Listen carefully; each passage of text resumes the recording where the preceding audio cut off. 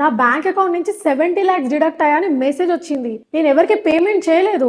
Sorry ma'am, దివర్ system glitch. ఒక 3-4 days time ఇవ్వండి, మీ అమౌంట్ ని మళ్ళీ రిటర్న్ చేసేస్తాం. అరే ఓ హౌలీ, ఒకటా రెండా 70 లక్షలు 3-4 రోజులు టైం అడుగుతావేంటి? ఏం జరుగుతుంది ఇక్కడ? నాకు తెలియాలి, నాకే తెలియాలి. అరవకండి మేడం, స్లో స్లో.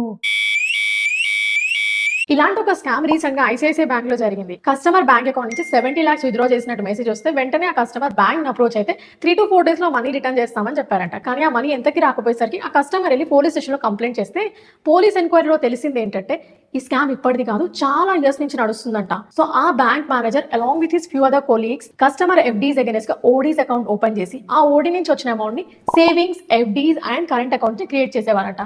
అండ్ కొన్నాళ్ళకి అకౌంట్స్ అన్ని క్లోజ్ చేసి ఓడీ అకౌంట్ ని సెటిల్ ఆఫ్ చేసేవారంట. ఇదంతా ఎందుకు చేశారు? ఎందుకంటే వాళ్ళ పర్ఫార్మెన్స్ టార్గెట్స్ ని మీట్ అవ్వడానికి. ఈ కేసులో ఇంకొక ఇంట్రెస్టింగ్ థింగ్ ఏంటంటే ఒక రోజు ఆ బ్యాంక్ మేనేజర్ కి ఒక సైబర్ నేరస్తుడి నుంచి బ్లాక్ మెయిలింగ్ కాల్ వచ్చింది. ఇదంతా కప్పిపుచ్చుకోవడం కోసం మనోడు మళ్ళీ 2.5 crores కూడా సమర్పించేసుకున్నాడు. ఈ స్టోరీ అంతా విన్నారు కదా. So please be very careful. మీ బ్యాంక్ స్టేట్మెంట్స్ ని టైం టు టైం చెక్ చేస్తుండండి, at least once in a month. And ఎలాంటి సస్పిషియస్ ట్రాన్సాక్షన్స్ కనిపించినా వెంటనే బ్యాంక్ ని అప్రోచ్ అవ్వండి, రిపోర్ట్ చేయండి. Please follow for more.